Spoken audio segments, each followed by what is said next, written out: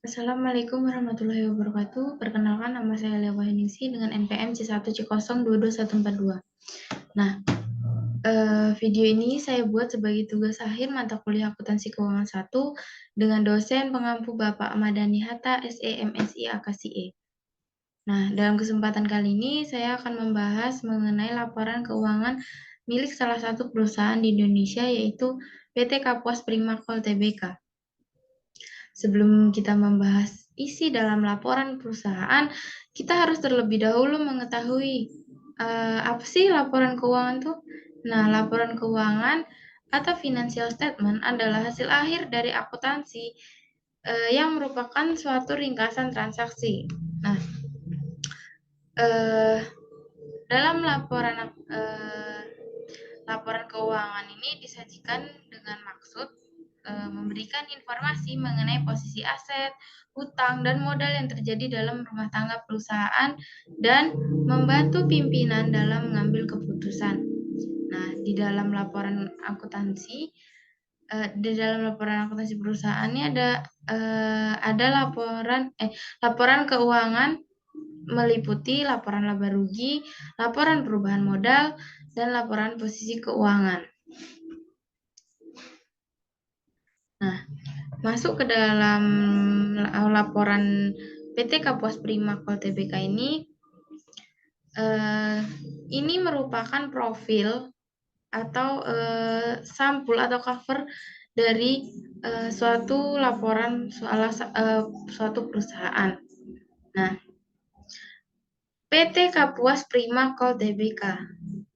PT ini berarti perusahaan terbatas, dan Tbk ini dalam dunia bisnis adalah perusahaan dengan bentuk kepemilikan yang disalurkan kepada pemilik saham. Tbk sebagai singkatan dari kata terbuka menjadi suatu tanda bahwa perusahaan yang dimaksud merupakan perusahaan terbuka dan menerima modal dari siapapun sebanyak-banyaknya. Nah, laporan keuangan konsolidasian ini dibuat pada tanggal 31 Maret 2021, serta untuk periode yang berakhir pada tanggal tersebut tidak diaudit.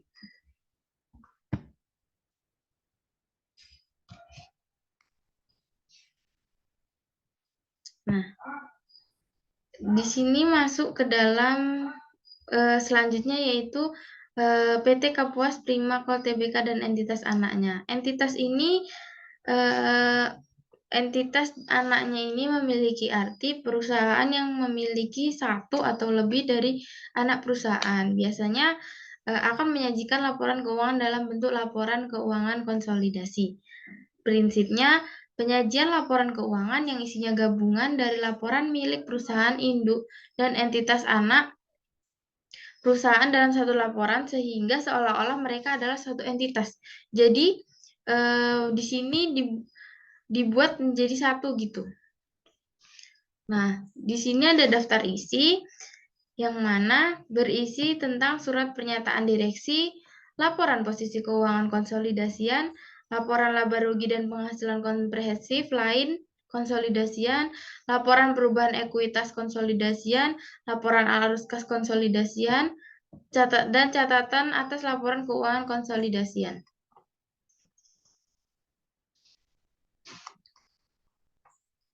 Nah, di sini tertera surat pernyataan direksi tentang tanggung jawab atas laporan keuangan konsolidasian. Nah, surat pernyataan ini berisi tentang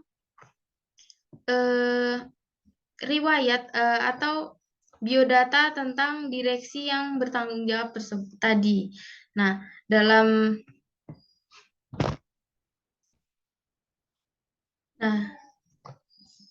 surat pernyataan ini menyatakan bahwa kami atau perusahaan tadi kami bertanggung jawab atas penyusunan dan penyajian laporan keuangan konsolidasian PT Kapuas Primakol Tbk dan entitas anak.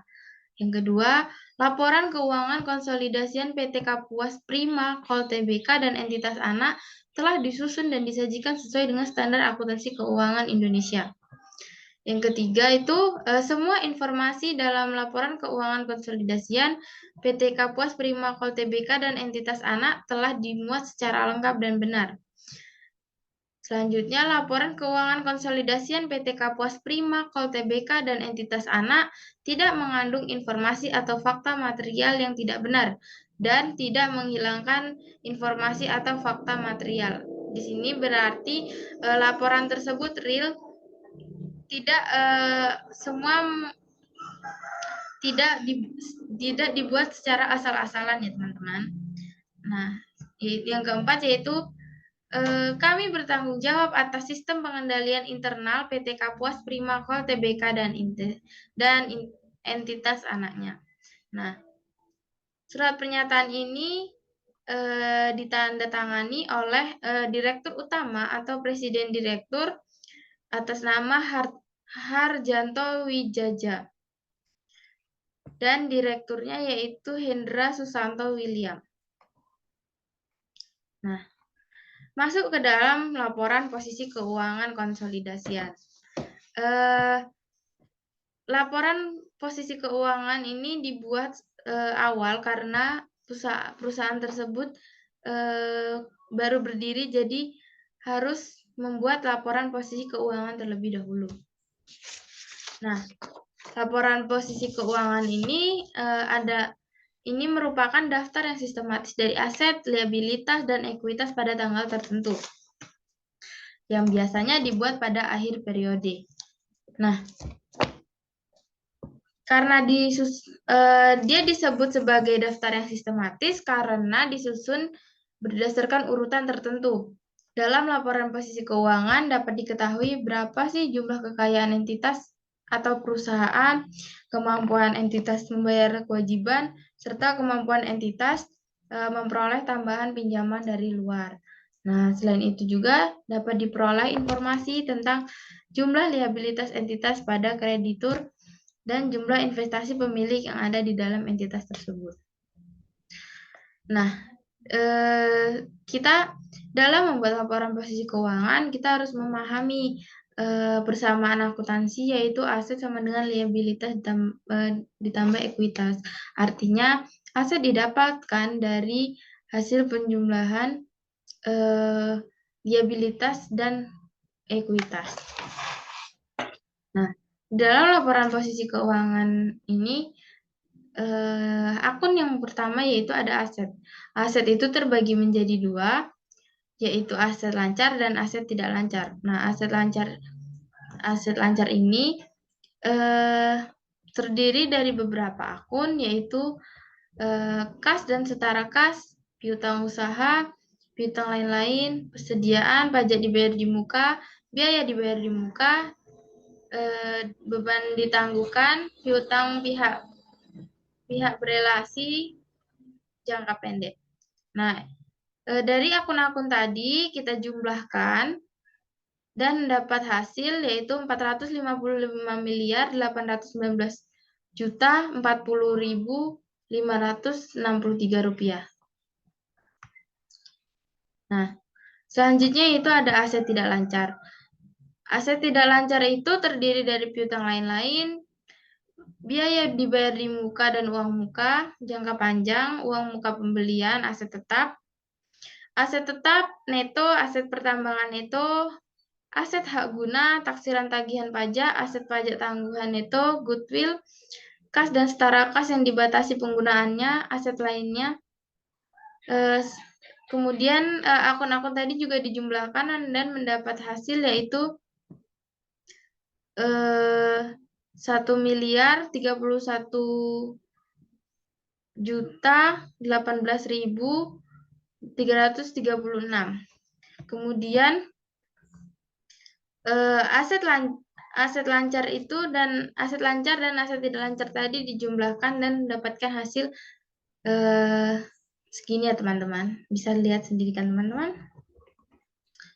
Nah, selanjutnya itu ada liabilitas. Liabilitas juga dibagi menjadi dua, yaitu yang pertama liabilitas jangka pendek. Liabilitas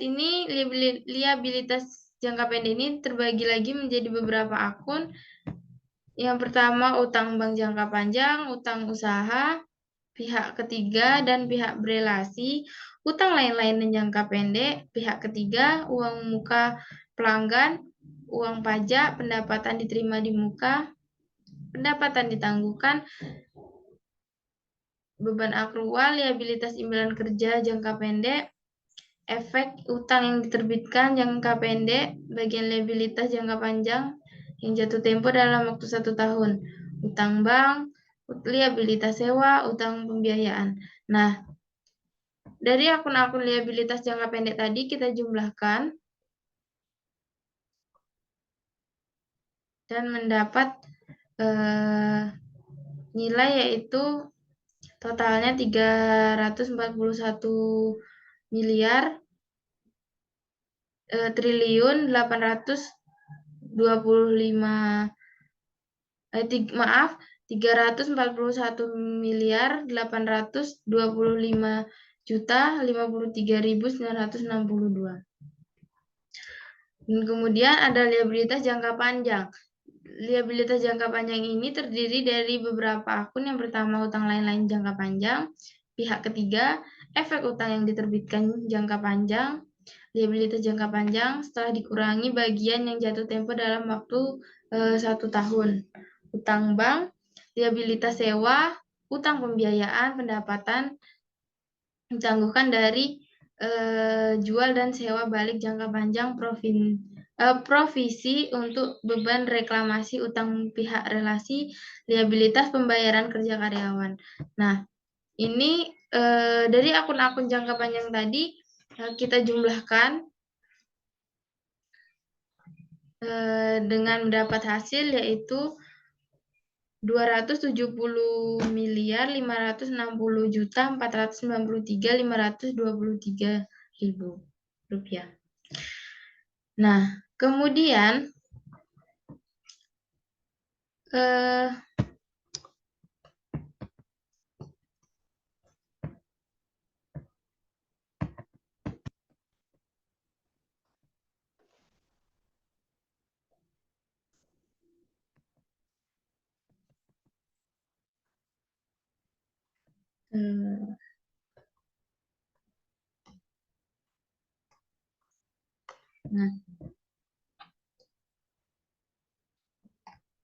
Nah, liabilitas jangka pendek ini kita jumlahkan dengan liabilitas jangka panjang yang kemudian dapat hasil 612.385.547.485 rupiah.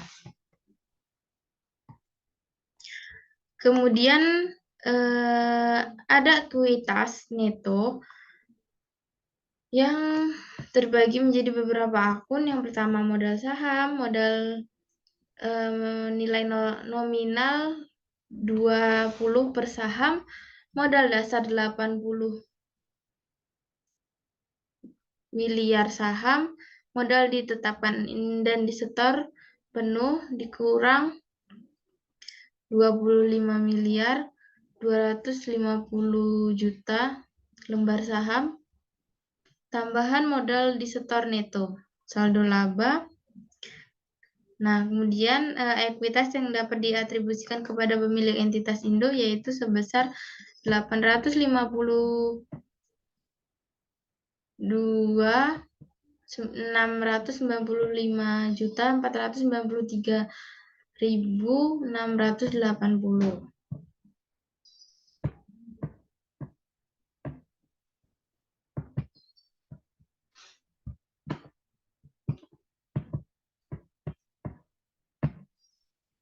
Nah, kemudian jadi jumlah ekuitas tadi yaitu 874.451.829.824 rupiah. Nah, kemudian jumlah liabilitas dan ekuitas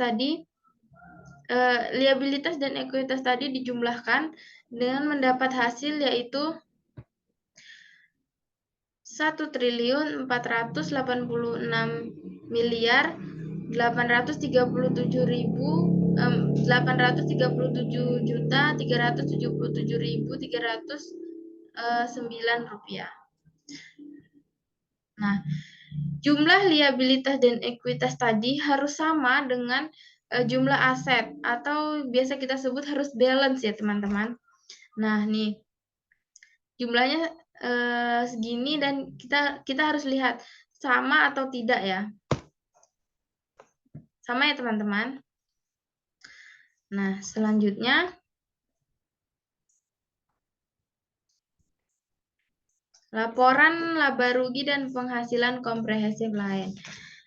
Nah, laporan laba rugi ini memperlihatkan apakah perusahaan mengalami kerugian atau keuntungan dalam satu periode keuangan. Selain untuk mengetahui keuntungan atau kerugian, laporan laba rugi dibuat untuk menginformasikan jumlah pajak yang harus dibayar oleh perusahaan, menjadi referensi evaluasi bagi manajemen perusahaan, dan juga menyediakan informasi tentang efisien atau tidaknya langkah yang diambil oleh perusahaan. Dilihat dari besar beban yang dikeluarkan oleh suatu perusahaan. Nah,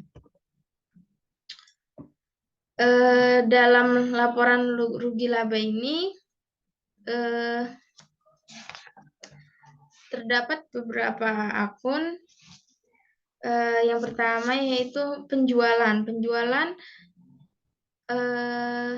sebesar 228.404.893.500. Nah, ini dijumlahkan dengan beban pokok penjualan sebesar 115.121.591.046 rupiah. Nah, kemudian didapatlah laba bruto yaitu sebesar ini tadi dikurang ya teman-teman. Penjualan dikurang beban pokok penjualan. Dapatlah laba brutonya yaitu sebesar 113.283.302.454 rupiah. Kemudian beban usaha. Beban usaha ini terdiri dari beban penjualan dan beban umum administrasi. Nah, beban usaha tadi dijumlahkan dan dapat hasil 31.069.157.87 rupiah. Dapatlah laba usaha yaitu sebesar laba bruto tadi dikurang dengan jumlah beban usaha, dapatlah hasil 82.214.145.367 rupiah. Nah, kemudian penghasilan atau beban lain-lain. Ini ya teman-teman. Arti di dalam tanda kurung ini berarti dikurang. Atau bisa biasa disebut dengan kita diminuskan. Nah, dapatlah hasil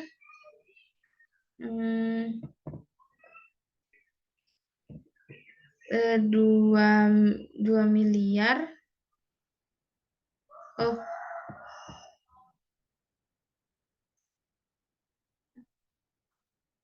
Maaf teman-teman. Nah, ini kita jumlahkan terlebih dahulu. Dapatlah hasil segini dan dapatlah beban lain-lain itu sebesar 2.899.876.151 rupiah. Nah, ini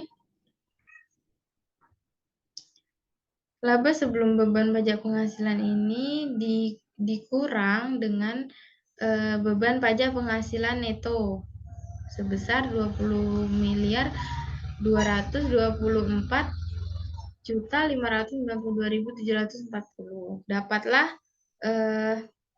jumlah laba komprehensif. Selanjutnya yaitu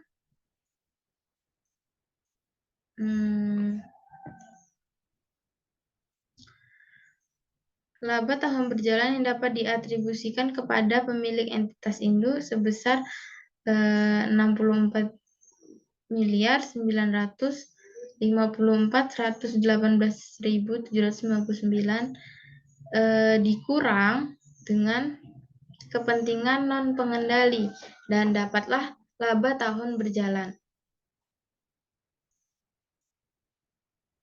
Nah, ini ya teman-teman, laba neto per sahamnya yaitu 2,57.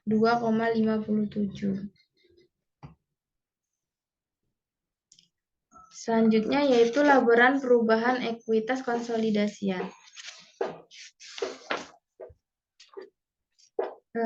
Laporan perubahan ekuitas ini merupakan salah satu laporan keuangan yang harus dibuat oleh perusahaan yang menggambarkan peningkatan atau penurunan aktiva bersih selama periode yang bersangkutan berdasarkan pengukuran dengan prinsip accrual basis.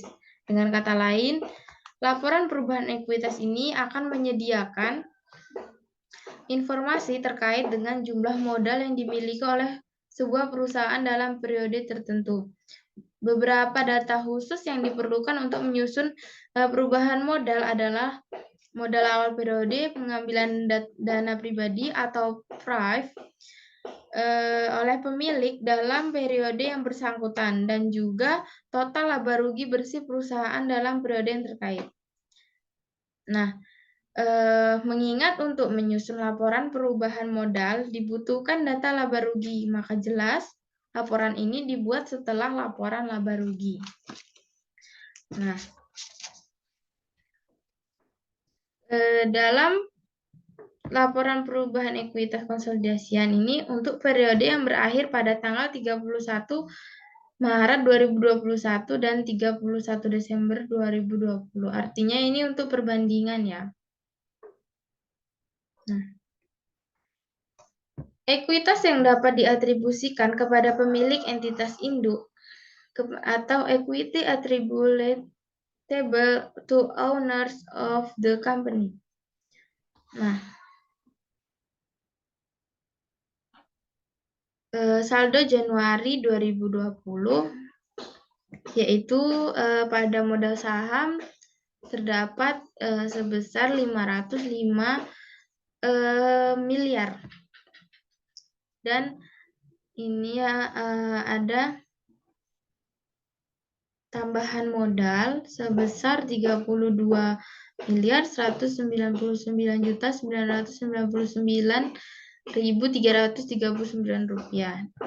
Dan saldo labanya sebesar 219.316.841. Nah, totalnya yaitu menjadi 756.998.316.180 rupiah.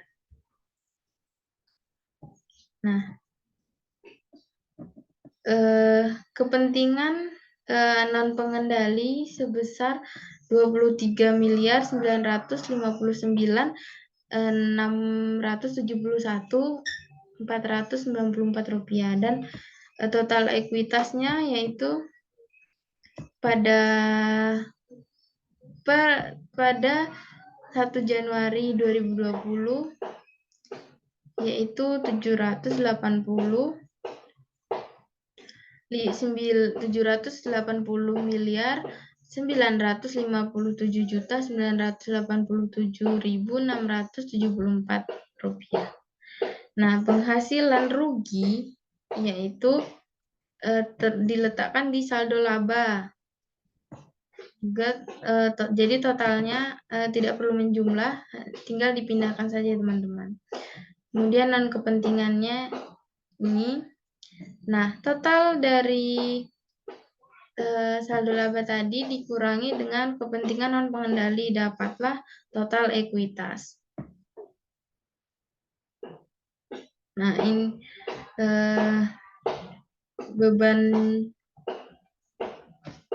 beban pajak penghasilan jangka panjang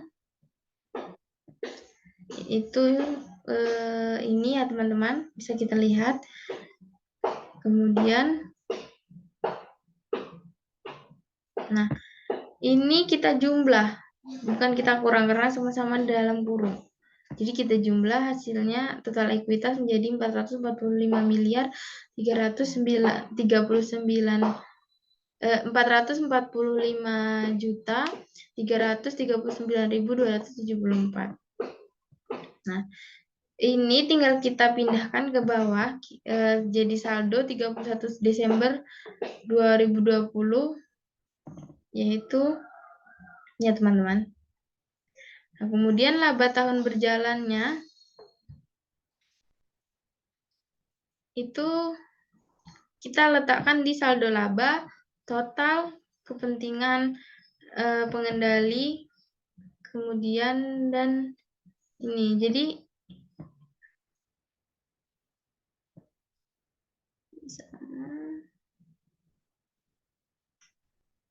nah, total ini tadi harus balance dengan total ekuitas.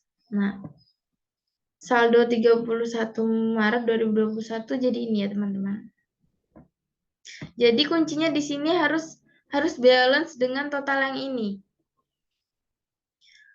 Nah, selanjutnya yaitu laporan arus kas. Laporan arus kas ini dibuat untuk menunjukkan aliran kas masuk dan kas keluar pada perusahaan pada periode tertentu. Nah, selain itu, laporan arus kas juga difungsikan sebagai indikator jumlah kas periode yang akan datang. Laporan arus kas digunakan sebagai salah satu alat pertanggungjawaban arus kas masuk dan keluar selama periode pelaporan. Contoh alur kas masuk dapat dilihat dari hasil atau pendapatan kegiatan operasional atau pinjaman, sedangkan alur kas keluar dapat dilihat dari beban atau biaya yang dikeluarkan perusahaan untuk kegiatan investasi dan operasional. Nah, untuk laporan arus kas konsolidasian itu untuk periode yang berakhir pada tanggal 31 Maret 2021. Nah, arus kas ini terdiri dari 3 jenis aktivitas. Yang pertama, aktivitas operasi. Dari aktivitas operasi ini terdapat penerimaan kas dari pelanggan, pendapatan bunga, pembayaran kepada pemasok, pembayaran beban bunga, pembayaran untuk pajak penghasilan, pembayaran kepada karyawan, pembayaran operasional perusahaan, penerimaan dari beban usaha dan kegiatan operasional lain-lain. Nah, dari aktivitas operasi tadi kita jumlahkan, jadi dapatlah hasil sebesar 73.156.894.155 rupiah. Kemudian arus kas dari aktivitas investasi, yaitu peningkatan aset pertambangan, perolehan aset tetap, peningkatan uang muka, pembelian aset tetap, penempatan kas dan setara kas yang dibatasi penggunaannya, penerimaan dari penjualan. Kemudian ini dijumlah. Selanjutnya yaitu arus kas dari aktivitas pendanaan. Itu juga dijumlah semuanya. Dapatlah hasil 88.101.773.403 rupiah. Nah, kemudian ini semuanya dijumlah. Jika di dalam kurung, artinya ini dikurang ya teman-teman, dan dapatlah hasil 30.937.259.038 rupiah. Baiklah, mungkin itu saja yang dapat saya sampaikan. Sampai di arus kas konsolidasian. Mohon maaf bila ada kesalahan dalam penyampaian. Terima kasih. Wassalamualaikum warahmatullahi wabarakatuh.